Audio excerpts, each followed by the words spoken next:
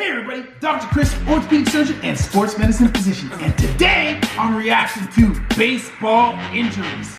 First, I gotta say thanks to everybody who suggested that I do baseball injuries because there are some really good injuries to cover. We've already done basketball, football, soccer, UFC, and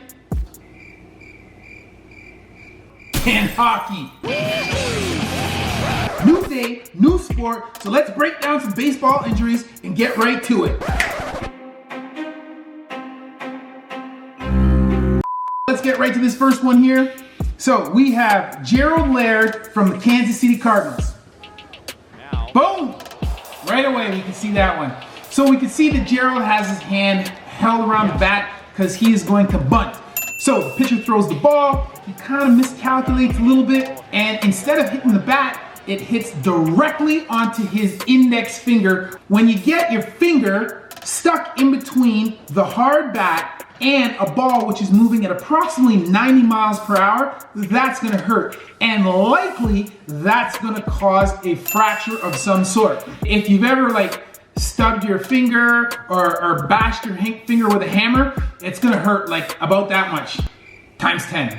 And although I'm not sure that he hit his index finger, it's most likely that he's gonna hit his index finger because the index finger is the one that's most prominent when he's holding the bat. So if this is an undisplaced fracture, this is something that can be treated non-operatively with cast immobilization or splint immobilization for an extended period of time, usually 6 to 8 weeks or something in that time frame. If, however, this is a displaced fracture, meaning if the bone fragments have moved away from each other, or if this is a comminuted fracture, meaning that there are many pieces, then this is something that will require operative fixation. And depending on the severity of the fracture, it can be something as simple as percutaneous pins, which means we put pins through the skin to hold it in position, open reduction and internal fixation with plate and or screws if required, or finally, if it's very comminuted, meaning many pieces, and there is nothing to put plates and screws to, then we can treat it with external fixation where we put pins into the finger beyond the fracture and proximal or close to the fracture with a frame that is joining the two.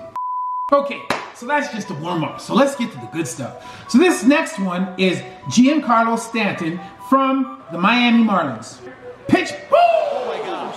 So here we see Giancarlo is at bat. The pitch is kind of high. He is not able to get out of the way in time. And basically the pitch hits him square in the face. He just got hit with a whole ton of force in a very small concentrated area. From this injury, he has probably suffered, at the very least, facial fracture in his maxilla or in the orbital just underneath his eye. He may have also suffered dental fracture or dental injuries to the teeth themselves. He may have knocked out some teeth. If he was very unlucky, he may have also injured the eye itself. So that all depends on the speed of the ball and the way in which the ball struck his face. So there's also the possibility that he may have suffered a concussion. Just because he got hit in the head with the ball doesn't mean that he will have suffered a concussion for sure. Obviously, impacts that occur closer to the brain are more likely to result in a concussion.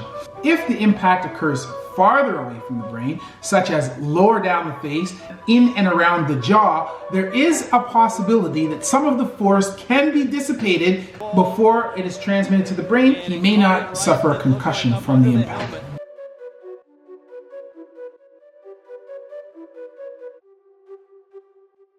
So here we have Stephen Drew from the Arizona Diamondbacks. So we can see here that he's running home. He's trying to beat the pitch. He slides in the home plate and he kind of collides with the catcher. I can't exactly see what's happening, but I know that as he slides past the catcher, instantaneously he is in a whole heap of pain and he is grasping at his leg. As the catcher is covering the plate with his left foot, Stephen Drew slides in. And as he slides in, the toe of his right foot catches the dirt. Since the foot is trapped by the dirt and held down by the weight of his other leg, the toe of his right foot catches. His ankle on the right hand side externally rotates. And I've said this before a million times. Bones are great in compression, but they absolutely suck in rotation. As he continues to slide, the external rotation increases, and eventually the bone gives up and we have a fibular fracture. Just because I want to make this crystal clear, I'm going to use my handy dandy visual aids. So here we have the leg, fibula, tibia, and here we have the foot on the bottom. As he slid in, he caught the toe right here of the foot on the ground, and it started to turn. His foot externally rotated. Oh wait, no. Gotta do it this way. He hit the toe on the ground, and his foot started to externally rotate on the ankle. And as it did so, eventually the fibula, this bone right here, cries uncle, gives up, crack, and breaks right here at the end. If it's really bad, he might break here and here, so the distal or the far end of the fibula and the distal end of the tibia, breaking them both. And if he's angered the gods, fibula, tibia, and the back part of the tibia, trimalleolar, 3 parts. Get it? Yeah. So here we have Ken Griffey Jr. from the Seattle Mariners. Ken Griffey Jr. is one of the greatest baseball players of all time. So in this video, you see him here running towards the outfield. He's going to catch a fly ball, and he runs directly at the outfield wall, full speed. He jumps up towards the wall, stopping his forward momentum with his legs. And he reaches out to catch the ball, which he does directly at the wall. He catches the ball with his right hand, but he uses his left hand in an outstretched position to stop his impact into the wall with his upper body. And when he does this, he suffers what's called a foosh, or a fall on outstretched hand type of injury to the end of his wrist or his distal radius. And 7 screws into the wrist. As soon as he hits the wall, you can see that he falls down after catching the ball, and immediately he's in pain. He is holding his left arm in an awkward position. Judging by the mechanism in which he hit the wall with the outstretched hand, the fracture will have apex volar dorsal angulation. And that just means that it will be angled towards the back, away from the front or the volar aspect of the forearm. Makes perfect sense, doesn't it? Yeah, I got it. So the Coles Notes version is, when he hit the wall, the end of his wrist was crushed like cornflakes, and his wrist was pushed back and up. What? The end of the bone breaks off right here. This portion of the bone goes up. It may also, however, not only be displaced up, but it may also be angulated. And so when we describe a fracture, we describe both the displacement and the angulation. It may only be angulated and it may only be displaced, but sometimes it's both. Oh no! Oh yeah! And that is something that's going to require an operation. And in this particular case, he would probably have an open reduction, internal fixation with a distal radius plate and screw fixation. This next one is a Buster Posey from the San Francisco Giants. So we have someone throwing the ball in from the outfield. Buster Posey is the catcher at home plate. The runner who's coming in, rather than sliding to the plate, he basically runs through the catcher, Buster Posey, on his way to the plate. As he does so, he collides with Buster Posey, knocking him over backwards. And we can't tell exactly what's wrong, but we can see that Buster Posey kind of gets tangled up with his legs in an awkward position. Basically, while he's kneeling, Buster falls backwards directly over his feet, which are already set in position. Because his foot is already externally rotated, meaning turned towards the outside, there is really No more external rotation that his leg can tolerate before something bad happens. We've seen it once, we've seen it 1,000 times. Externally rotate the foot on the fibula until the fibula cries, "Uncle!" And we have a fibular fracture. Okay, yeah. Fractures can vary in severity depending on the proximity of the fracture to the level of the ankle joint itself. Fractures that are farther away from the joint are different than those that are closer to the joint, because the fracture may actually extend into the joint, which may cause additional problems. Also, the degree of comminution, or in other words, the number of fracture fragments. Fractures that are minimally comminuted or only have a few fracture fragments are generally less severe and easier to deal with than those fractures which are extensively comminuted or have very many fracture fragments, some of which can be very, very small, are very difficult to deal with. And finally, the degree of displacement can also cause fractures to differ from one another. Fractures which are minimally displaced, meaning that the fracture fragments are very close together, There's no such thing as too close, are often much easier to deal with and less severe than our fractures which are very significantly displaced, or meaning the fracture fragments are very far from one another and are much more difficult to put together properly. So you see, all fractures are not created equal. Ankle fracture 101. The Marlins are back ahead, and the Giants' only focus now is Buster Posey. Let's watch the next one here. Tony Saunders from the Tampa Bay Devil Rays. So he winds up the pitch, throws the ball, and immediately after releasing the ball, you can see, first of all, the ball is nowhere near the plate. He throws it way off to the right-hand side of the batter's box. Immediately, he is in exquisite pain. Extreme, like a lot, like a whole heap, like a crap ton. He is like, this really hurts. The arm appeared to snap. And so now when they show the slow-mo, you can just see the amount of external rotation, meaning rotated backwards, that is applied to his arm. There is a crap ton, a lot, a whole heap of torque that is applied to the bone of his humerus. Torque is force, but force that is applied under rotation.